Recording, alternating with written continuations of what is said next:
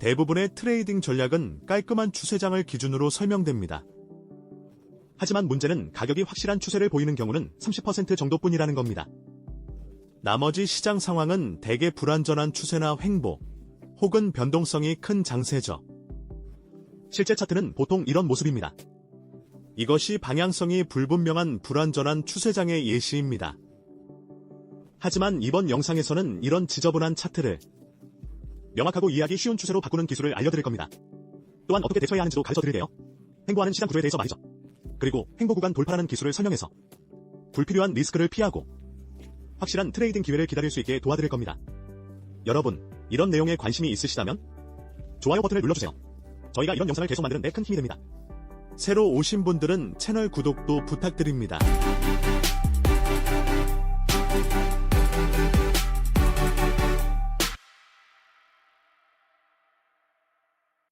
일부 횡보장에 대처하는 방법입니다. 횡보장이란 명확한 방향성이 없는 시장을 말합니다. 가격이 무질서하게 위아래로 급격히 움직이는 상태죠. 시장이 갑자기 방향을 바꾸고 가짜 신호를 많이 주기 때문에 트레이딩이 혼란스럽고 어렵습니다. 그렇다면 왜 이런 현상이 발생할까요? 국가별로 악재가 연달아 터지면서 가격을 흔들기 때문입니다. 자금이 시장을 계속 드나들며 변동성을 키우는 것이죠. 그렇다면 이런 상황에서 우리가 할 수 있는 게 있을까요? 네, 물론 있습니다. 하지만 먼저 기억하세요. 무리해서 나쁜 거래를 할 필요는 없습니다. 시장 과열이 가라앉을 때까지 기다린 다음 프라이스 액션이 명확해지고 이해하기 쉬워졌을 때 그때 리스크를 감수하는 겁니다. 질 높은 거래를 기다리고 질 낮은 거래를 걸러내는 것은 트레이딩에서 길러야 할 중요한 능력입니다. 횡보장에서는 횡보 구간 돌파를 기다리세요. 방법을 보여드리겠습니다. 여기 5유로분 차트가 있습니다. 최근 프라이스 액션은 횡보 중이며 명확한 방향이나 추세가 없습니다. 먼저 횡보 구간을 찾아보겠습니다. 최근 가격의 최고점과 최저점을 표시해보겠습니다. 급격한 반전이 일어났던 지점들입니다. 이제 저희는 오직 한 가지 경우에만 거래할 겁니다. 바로 가격이 이 구간을 돌파할 때입니다. 만약 가격이 고점을 돌파한다면 매수세가 우세하며 추세는 상승장으로 바뀝니다.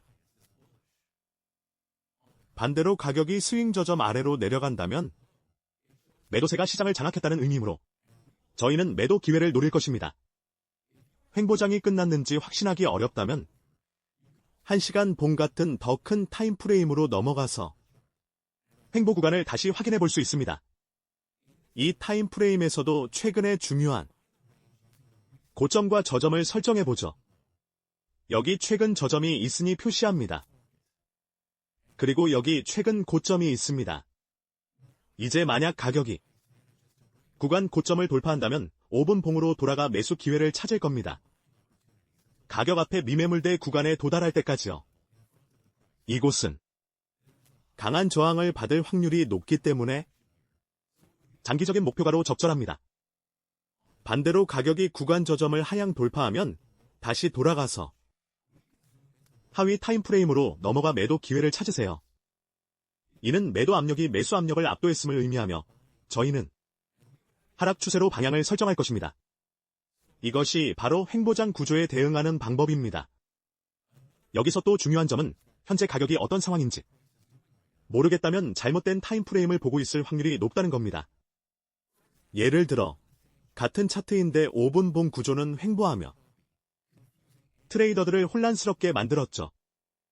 하지만 더 높은 타임프레임으로 크게 보면 전체적인 시장 방향성은 하락세라는 것을 알 수 있습니다.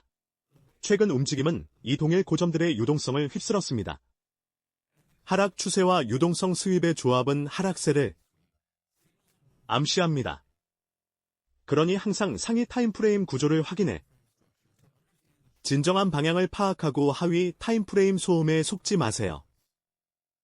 이제 영상의 두 번째 파트, 방향성을 파악하고 불명확한 장세를 분명한 추세로 읽는 법을 알아봅시다. 다들 아시겠지만 상승 추세에서는 가격이 고점과 저점을 높이며 스윙 저점을 지켜줍니다. 가격이 이전 고점을 돌파해 새로운 구조를 만들면 이는 추세가 지속된다는 신호입니다. 그때 이 움직임을 시작한 최저점을 새로운 저점 상향으로 표시하며 이를 보호 저점이라고도 합니다. 가격이 이 위를 유지하는 한 매수세가 우위이며 저희는 오직 매수 기회만을 찾아야 합니다. 다시 가격이 돌파해 새로운 구조를 만들면 저희는 여전히 강세장을 유지합니다. 가격이 새로운 보호 저점 위에 있는 동안 말이죠. 이 구간이 중요한 이유는 가격이 다시 이곳으로 돌아올 때 매수자들이 다시 개입해 포지션을 방어할 가능성이 높기 때문입니다. 하지만 가격이 고점 갱신에 실패하고 이전 스윙 저점을 하향 돌파하면 어떻게 될까요? 이는 더 이상 매수세가 시장을 주도하지 못하고 강력한 매도 압력이 유입되었다는 뜻입니다. 이런 변화를 추세 반전 신호라 하며 이는 추세 약화와 반대 방향으로의 움직임을 암시하는 조기 신호가 됩니다. 하지만 불완전한 추세에서는 가격이 거짓 반전 신호를 만들고도 계속 상승할 수 있습니다. 이는 상승세가 끝났다고 착각해 너무 일찍 매도 포지션에 진입하는 트레이더들을 혼란스럽게 합니다. 불완전한 추세 시장의 예시를 보시죠. 처음에는 가격이 복잡하고 방향성 없이 보일 수 있습니다. 하지만 시장 방향을 찾는 기본 원칙을 적용하면 읽기 쉽고 체계적인 추세로 바뀔 것입니다. 핵심은 불완전한 추세에서도 전체적인 구조에 집중해야 합니다.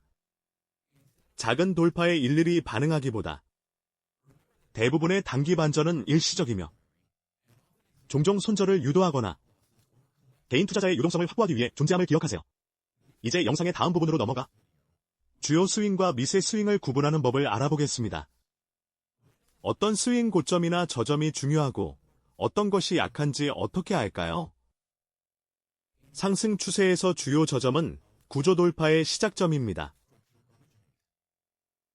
이 구간은 이전 고점을 돌파한 후 도달한 최고가이며 충격적인 움직임의 시작점이 곧 주요 저점이 됩니다.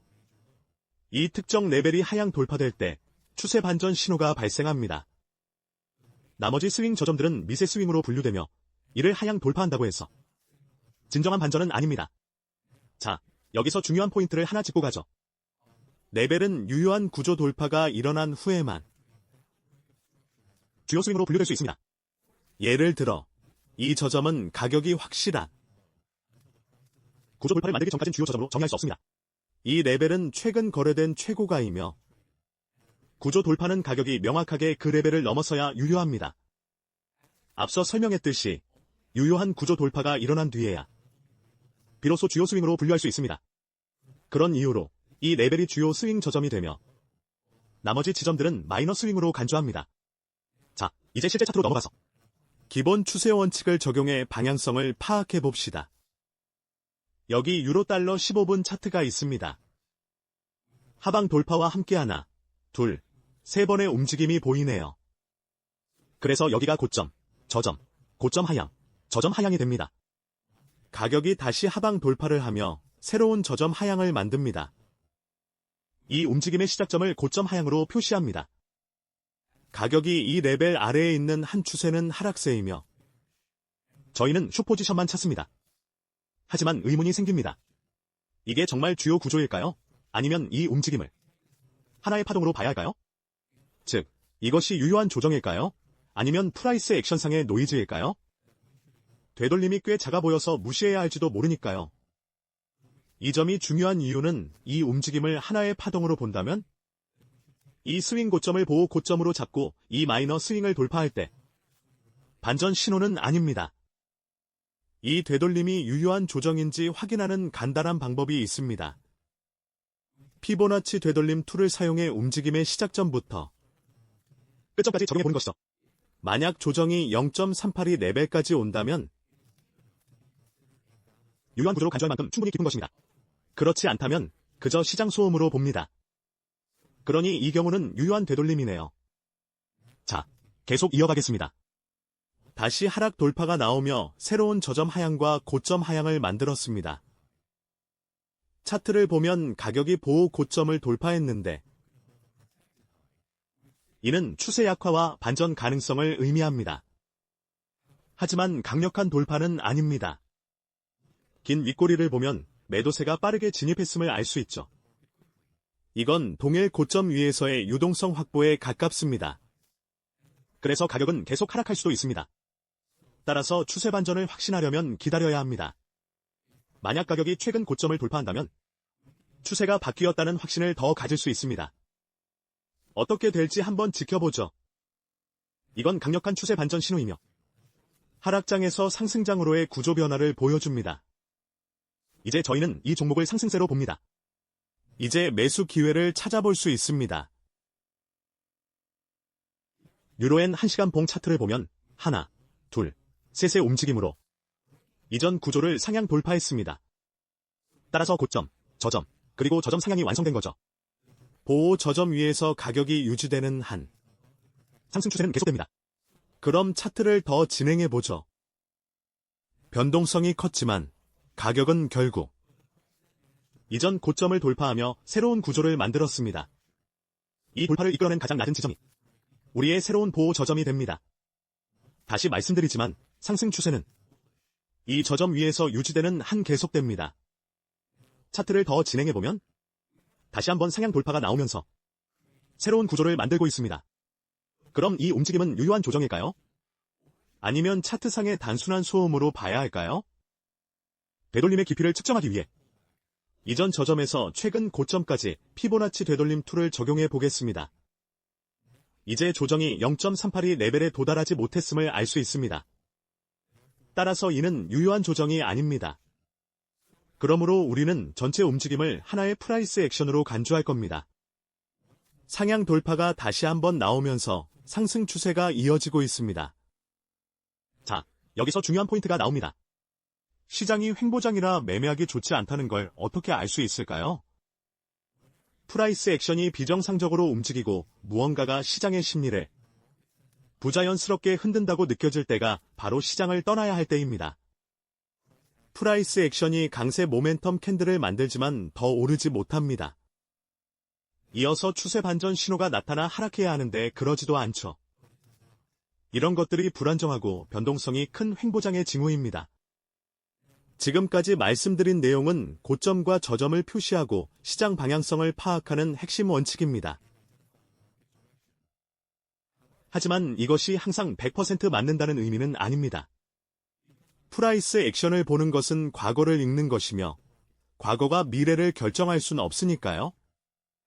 그럼에도 프라이스 액션은 현재 시장에서 벌어지는 상황을 보여줍니다. 리스크 관리 계획을 지키며 매매당 자산의 1에서 3%만 운용하고 좋은 셋업을 기다린다면 큰 손실을 막을 수 있습니다.